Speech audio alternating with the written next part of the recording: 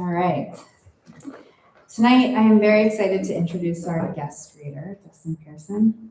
We welcome him from Toledo, where he is an assistant professor in the Department of English Language and Literature at the University of Toledo.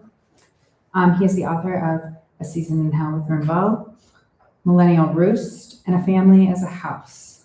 In 2019, the Root named Dustin one of 9 Black poets working in academic, cultural, and government institutions committed to elevating and preserving poetry art form. In 2020, a film adaptation of his poem, The Flame in Mother's Mouth, won Best Collaboration at the Cadence Video Poetry Festival. He is the recipient of many fellowships, including the Bread Loaf Writers Conference, and he has served as editor of Hayden's Ferry Review and a director of the Clemson Literary Festival. His work also appears in many literary magazines.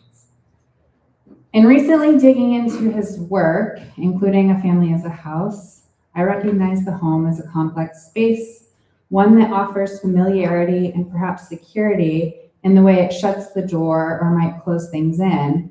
But I also recognize in these poems a space that home encompasses abuse and horror that can come in the intimacy involved with a family under a roof. We consider what else becomes a house, and this extends to the structure and containment of our bodies. We begin to wonder what is seen as normal for those involved in these poems, but we're made uncomfortable to see and feel the dangers of this household. In his recent book, A Season in Hell with Rimbaud, Pearson brings us to hell as one brother goes in search of the other, working to understand what brought them to this place, to understand each other and maybe understand the self. With titles like, "In the center of hell's jungle is a massive tree," and "The day I told my brother that despite it all, I found a way to be happy," or lines like, "I'd never unknow that face and the look on it. I am, dare I say, while in this chapel, eager to enter hell." So please help me welcome Dustin Pearson.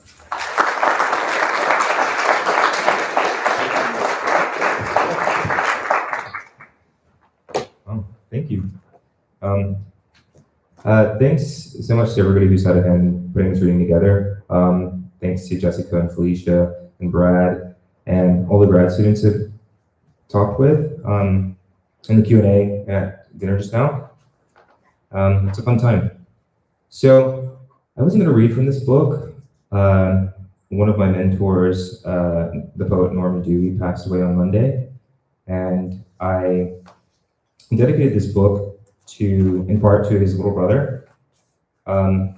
So his little brother was somebody who died young under circumstances that were common to a time period. But it's kind of fun to read this poem now, just thinking about the two of them being together and to commemorate both of them at the same time. So that's pretty much all the banter I'll do over the course of this reading. So this first poem is called First Kiss. He was training me to be revolutionary. We spent late nights watching Al Jazeera and eating hummus. Me learning from him what news without bias watched like, and an appreciation for chickpeas mashed down to a paste. We were like brothers. We did the things TV brothers did, things I'd never done. Striking out in the night, getting high in shadows, outside cones of orange light from street lamps, day trips to Walmart. He was the only person I'd known who could see a path stretched straight out in front of him. And I would have gone blindly, even knowing I didn't believe. "You and I never date," he said. That was a given. He had a girlfriend I thought was good for him, and it would never otherwise be something I wanted. He'd said that in response to some of the things I did, how I picked out produce, other habits. What a strange complaint, I thought, the kind brothers would never make. He was always saying he was an atheist, but the cure for AIDS would have to uproot itself from African soil in a syringe for him to believe, and I didn't know then why that would be so important to one whose beliefs required no faith. We were at lunch one day talking about statistics and world religions. He told me that of the world's many, there was a good chance my faith was misplaced, that he'd laugh, after all, to see me in a hell with him. I think he must have been scared. I was able to avoid him for years after that, until my 23rd birthday. I was drunk when I ran into him, I somehow admitted. I was happy to see him all over again, regardless. He took my hand and kissed it. He pulled me in, cupped my face, and I watched his face come through the night, the alcohol, and the next morning, on the heels of every step of my long walk home, before settling on my lips. My first kiss was one I thought I'd keep. It was important I reserved one thing, to be intimate. But trading it in made it all make sense. He'd asked me once if I ever considered dating men.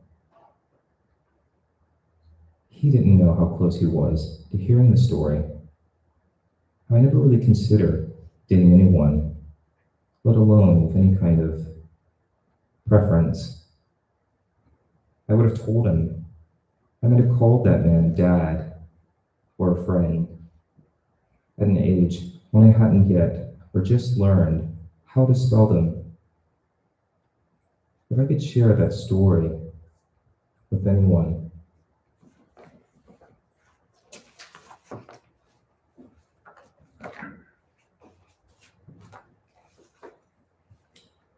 Falling out our Father's mouth. Of course, it's in part a good thing. Everything inside it is a weapon. It's hot, cramped. We sit in its open sores and look outward. At night, his mouth eats. It talks and leaves us out of it. Hangs open for the salted rims of glasses, their liquid contents, the pull inside of smoke. His tongue strains, hitting the pink point of foreign tongues as if in a blind slither to nowhere, while us boys dodge them both. In the corner, we listen to the smacking of lips, watch both junctures peel apart and join again on the bed, mouth wide open to the ceiling before folds of brown and pink flesh eclipse us. We hold on tightly as everything unsteadies. The stars and the sky shrink, planets shift, and this cave we've entered in after him starts to sour again. Those vapors he takes in over us. We've come so far for our Father, but where are we? The only name spoken is his own.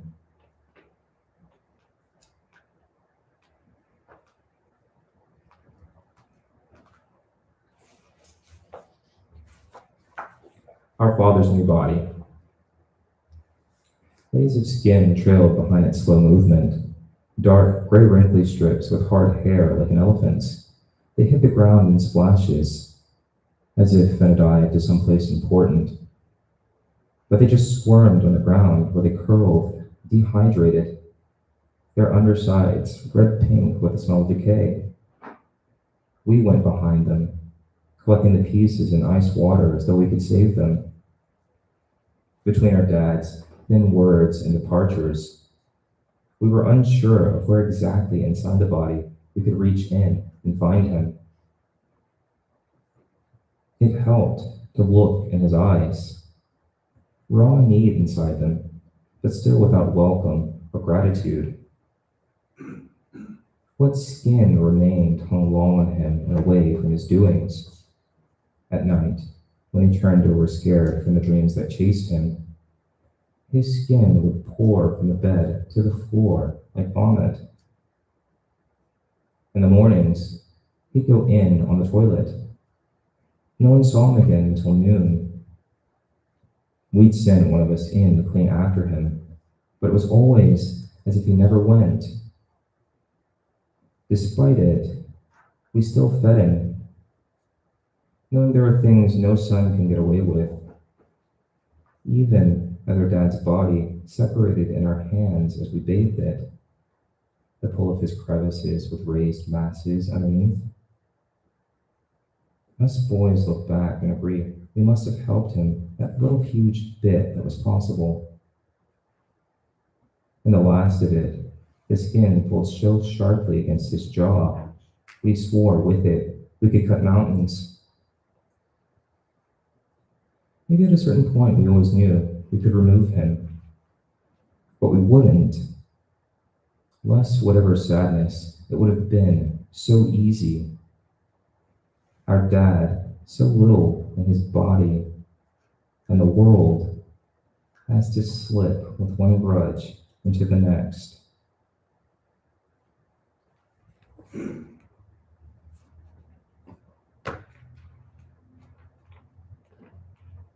Okay, so now I'm entering the book that I pretend that you all came here for, A Season in Hell with Rimbaud.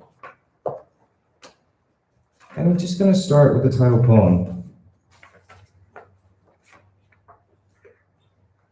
A Season in Hell with Rimbaud. I dreamt I was showing my brother around in hell.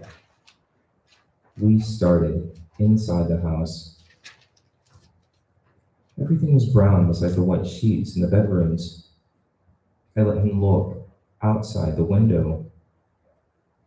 Told him it was hottest there, where the flames rolled against the glass, as if a giant mouth were blowing them, as if there were thousands caught in a storm, pushing it onward with mindless running. See the desperation for something else. How had there been a house in hell, and we invited with time to spend? Why was it I hadn't questioned how I got there? My brother growing so tired from the heat? The sweating? Surely we could open the door, he said. Surely there'll be a breeze. He'd been seeing already, even burning himself on the doorknob. His eyes turned back in his head, working his way to the bedrooms, staining the sheets with his blistered hands. And though I knew the beds weren't for the rest of any body, I sat by and let him sleep.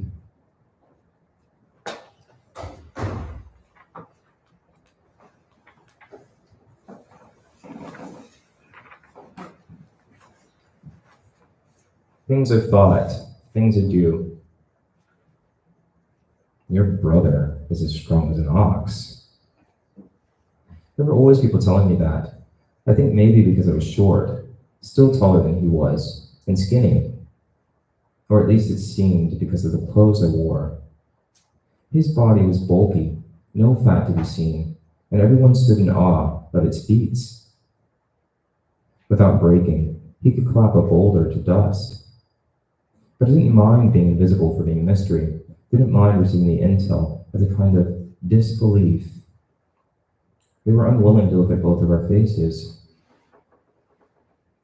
Without heroics, what strength does it take to walk willingly? For one's mind to be so clouded by the pains, fire becomes a best rescue. I don't like to, but when I think about it, my brother and I had done the same thing. He walked out of our house into hell's engulfing to get away from voices he couldn't quell. But being the only one left in the house, the only thing I could see he got away from was me. Had I listened to the people my brother shared his life with, the people volunteering to tell me who he was, I might have believed hell couldn't ravage my brother's body. Brother, who in your life would you walk through fire for? The thought of asking that question used to bother me. Having to listen to a list that didn't include me, or thinking the one name you'd say wouldn't be mine. If you ask me, I don't think anyone would come to mind. At least not anyone on the outside. I considered that a failure in my life. Where we stood was already burning. Brother, I never thought my answer would be you. I'm not disappointed like I thought I'd be.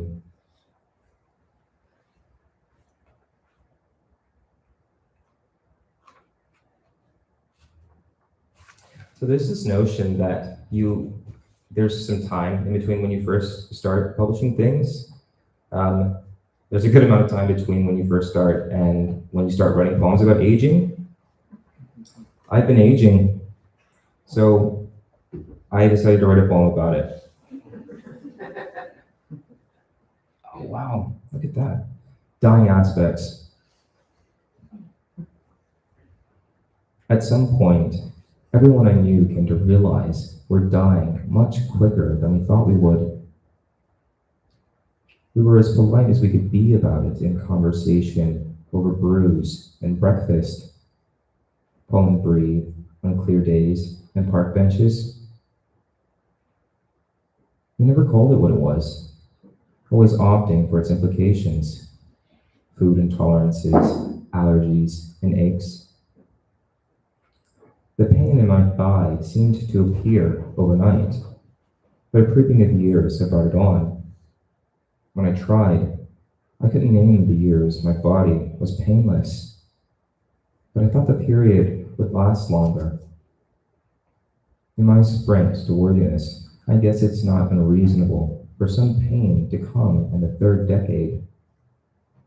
I've been working so hard to enjoy this life. The needs of human beings can be massive, the way we've insisted on meeting them. In hell, time stopped working against my brother and me. We'd never die, so there was no rush. But there was also no need to let go of the debate. Who between the two of us loved who most? Who had more of God inside of him? And who was the better child? As if the world were one in which things didn't grow. As if you would be praised for remaining a child in a world in which things did. No death would bring about a regret with forfeiting these superlatives. No matter the pains, in hell, we both lived through them.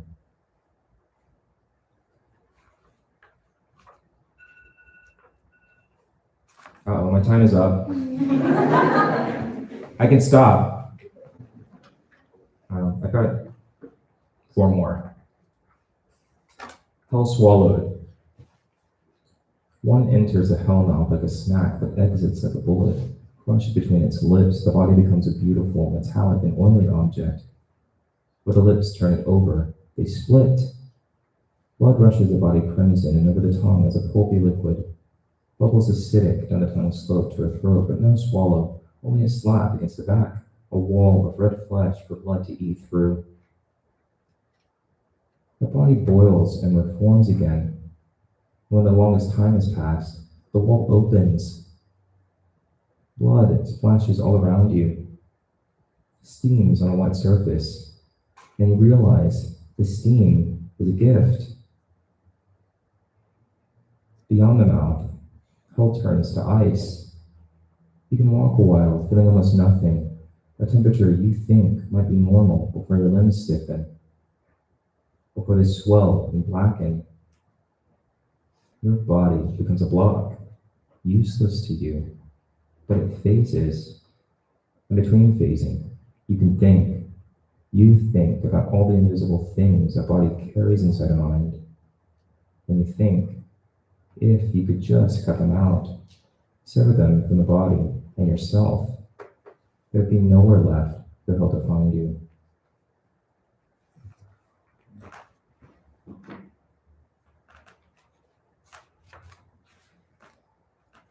So, if it were appropriate, I would ask somebody else to read this poem, this next poem. It's the hardest poem in the book to read because it's kind of a tongue twister.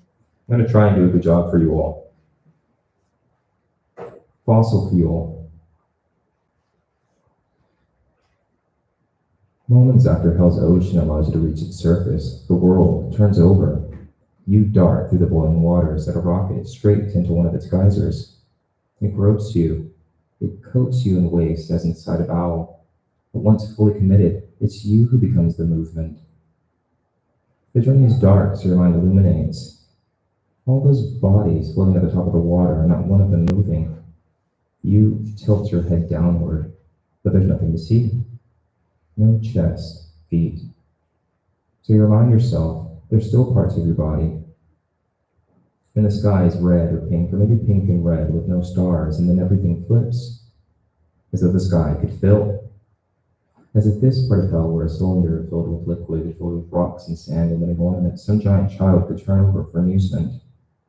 And you fall, or you float, or you fall and float head first into another world you can't escape.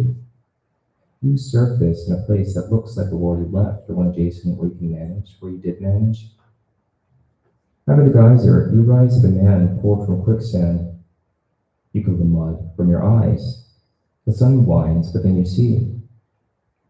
This world is one of vast greens, in sharp shapes attached to brown trunks and vines. You wet the mud from your limbs, and when you've cleared them, you wish you hadn't, because the flies that attach to them bite. And where they bite, the blood runs, and from where it runs, mites burrow. And within the burrows, you're compelled to scratch, and where you scratch, the burrows widen, and from the widening, the blood pours, and in the pour, the dead mites, you feel faint. But you realize you've walked a ways from where you started. The loss is overwhelming, but ahead of you, there are tracks. You want to fall, but think, not again. And you think, no matter the man the tracks belong to, you must find him.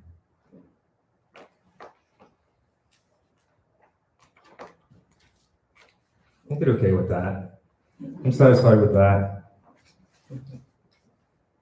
2 more. Thanks for being here. My brother's 2 screams. I heard 2 screams from my bedroom.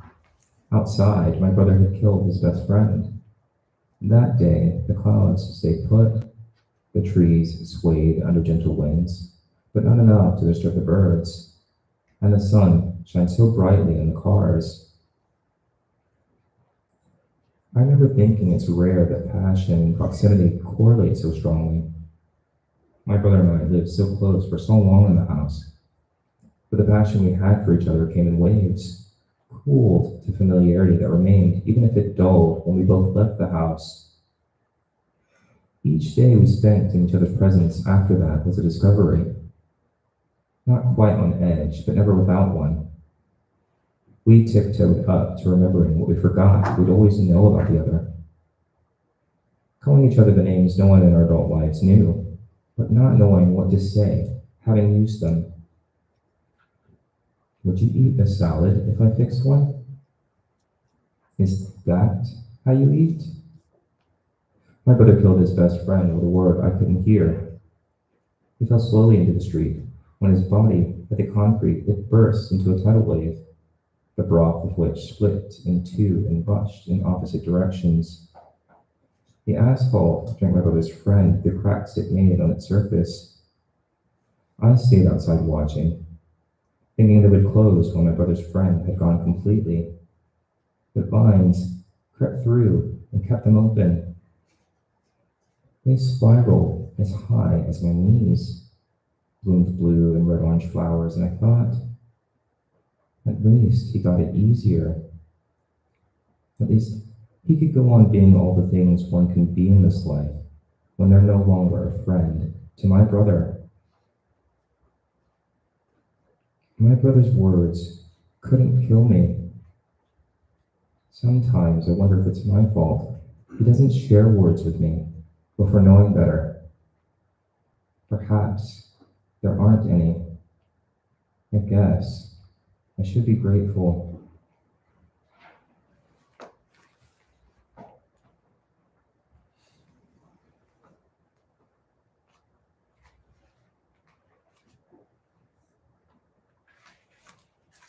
And this last poem is a repeat of a title from the earlier on in the collection. So that was the first poem in the collection. This is the second one. Things of thought, things of do. My brother used to say it would only take one punch to put me in the hospital.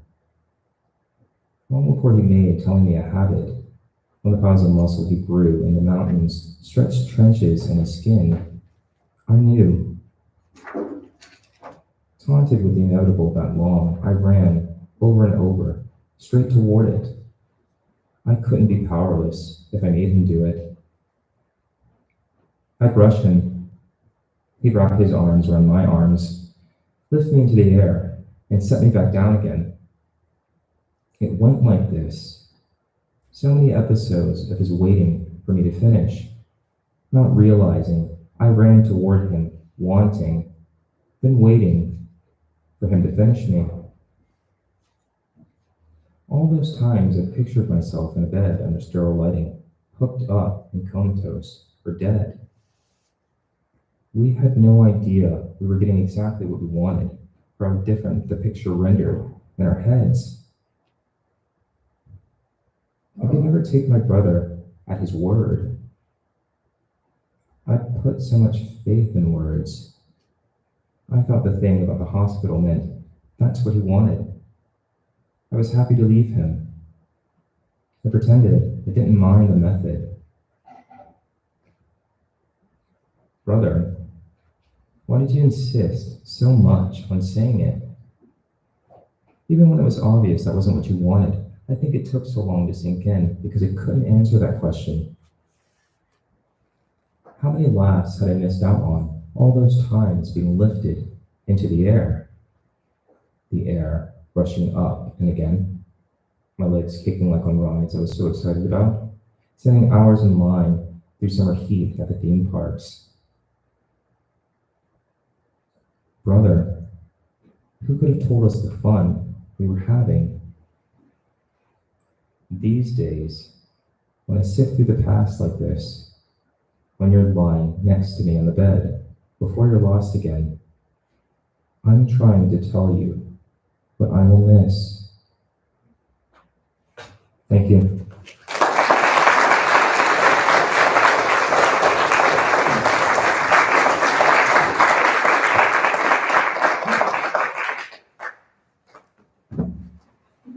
Questions? Yes. Did you have any specific format for any of those poems that you presented? Format, yeah. I don't know if you can see, but there are different, lots of one. Oh, sorry. I realized that I'm showing you this book. I have weird things inside of this book. So I have some pressed flowers. One from my brother's wedding, or those are petals. And then this one is actually a pressed carnation from another one of my friend's weddings. So when you press an entire flower inside of a book, flowers are quite juicy. So there's like residue all throughout this book. So never steal this from me, essentially, or else you want to be grossed out. Yeah, so there's prose poems. There's some different forms in here. I really like tercets. I really like one stanza poems. I know that can drive some people mad, but I like one stanza poems. There's some fluctuation. I don't know if that's a satisfying answer, but yes. Yes. So I've noticed a lot of your poems kind of talk about, or at least have like the body, like the physical body, like in it. What does that like mean to you? And like, what is your process of like putting that into a poem? Is it like a kind of deliberate choice, or do they just kind of like happen to show up?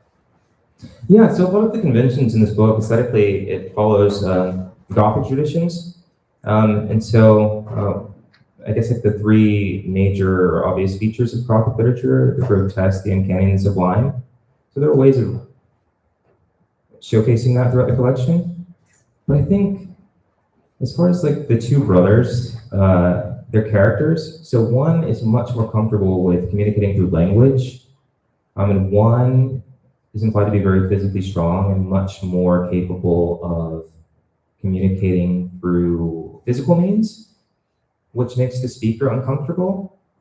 So one way that I pad up this collection, it's just a way of characterizing the two and how they get to, or how the speaker rather, builds up a stronger rapport with the way that his brother communicates through this navigation of hell that's very physical and very hard. So the way that I picture it is that they both kind of enter into each other's, outside of each other's comfort zone in order to make this relationship happen. But in reality, it's just one brother aspiring to get his other brother through those means. Yes. So as you were reading, I noticed while you're reading, you sound very much like a poet reader, and that's not a bad thing. That's just kind of a generic thing. But also while you're reading, it's very much like prose. So I was curious as to how you define the difference between prose and poetry for you yourself as a poet. In these books? Just in general. Well, so one of the things I'm interested in as a poet is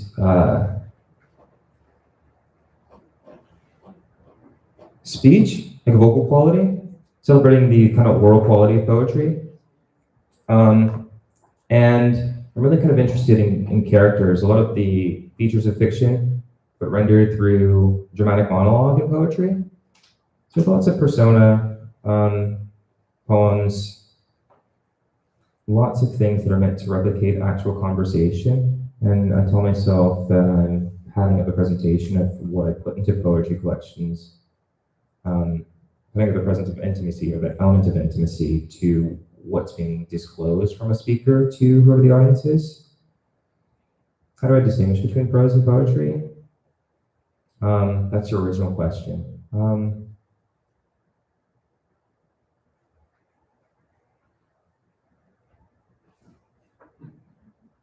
The way that I like to frame this is that I think poetry makes itself much more amenable to an inquiry in whatever form it takes at the time. And I think prose requires that you have more things figured out or have the artifice associated with rendering an experience in prose.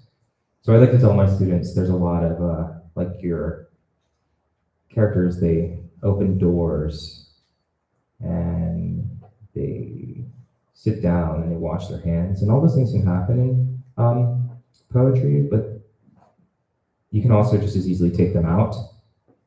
And so that's the best that I can do with that right now. Yes. Another fun question to ask, or to answer, to the best of your abilities. How would you describe, like, your writing process? Like, how you get your ideas, and then how you manage to get those ideas to come across on the page? Yeah, so I think what provokes me most often to writing, or what compels me most often to write, is anything that I can recognize that I'm ambivalent about, or anything that invokes like feelings of strife. So those two emotions or states of mind are where my process typically starts.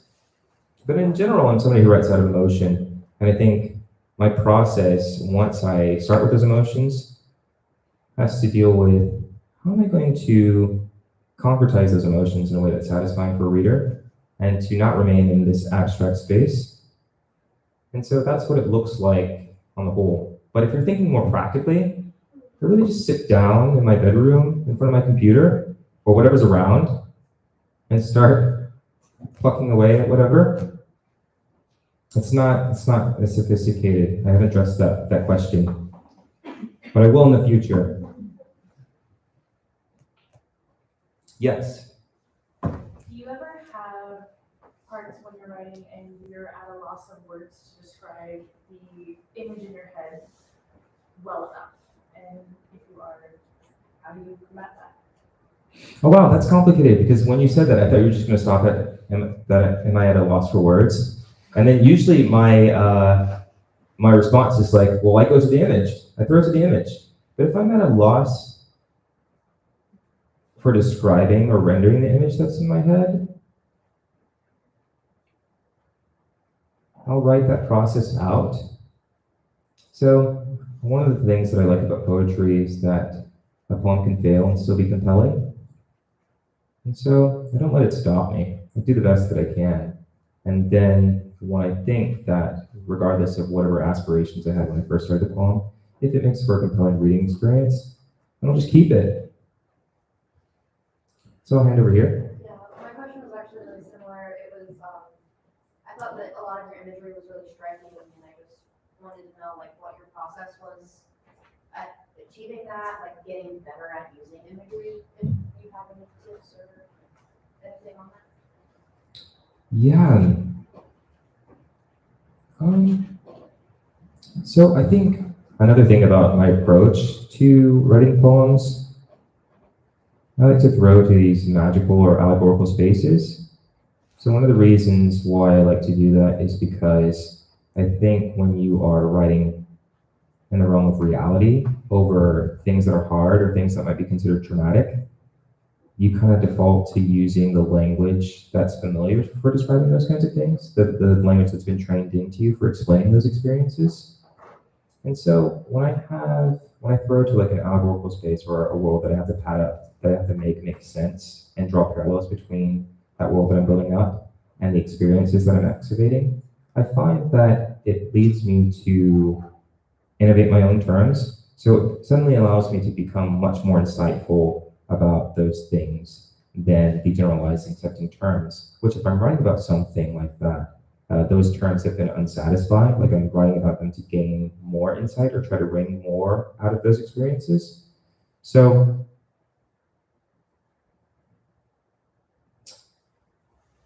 I think it can help to look or source visual art. So, like there's that notion of like when you are encountering a piece of visual art in a museum and you don't know what it means, or it's just really striking, right? Trying to find words to describe how that piece reorients your perspective can lead you to new sensations or new words. And I think that gives you a greater compass for imagery. So I look at the emotions that I have in a similar way. Like if I pretend that they're visual art, and I have to account for that feeling in language in a way that's satisfying or don't stop to unsatisfying, usually that process will lead me to striking images. Yes. So this latest novel or latest book of poetry is sort of narrative in tone, and I'm wondering how you go about creating and defining the traditionally narrative aspects of character plot in poetry and in a full collection of poems. So how I go about defining those things? Yeah, like just plotting and characters. I find that I'm used to building those in prose, not as much in poetry, and so I'm wondering what your process for that is. Yeah, I think it was, what was it, Felicia, like on the way to dinner, asked me about did I always consider myself to be a writer? And I was like, no, I don't think I was always a writer, but I was always a storyteller. So those kinds of things, I guess, are what motivate me or what keep my investment in those things traditionally associated with prose or narrative prose. But I guess like the primary mode of storytelling was sitting around and telling stories orally. So I think like poetry brings all those things together. Like I know that there are other aspirations that you can explore in poetry, but I guess I didn't really have to define them. It kind of just, I found a medium that allowed me to do what I've always been invested in most readily. And I think that's why poetry sticks. But I will say, thank you so much for saying it's like the novel, because that's the kind of genre confusion that I hope that my books are always provoking. I remember when I first wrote this book, this chicken book. I shouldn't call it that. But somebody described it as a novel, and I was like, oh wow, that feels so good. Thank you.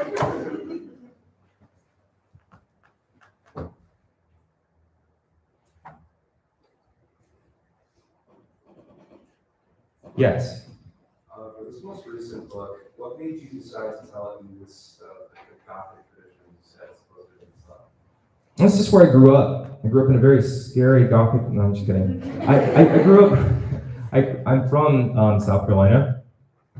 So you know those Gothic traditions. They're 19th century writing traditions, and I think those aesthetics kind of emerged from just like these disparate communities kind of thrown into the same environment with radically different opportunities and access.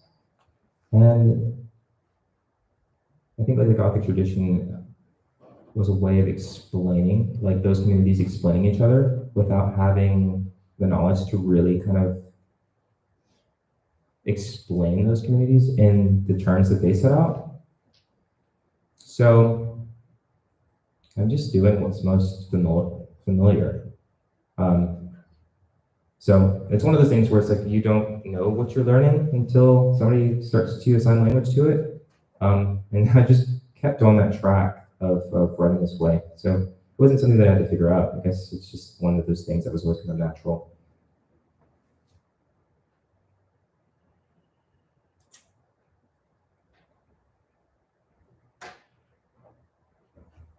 Any other questions? Okay, thank you.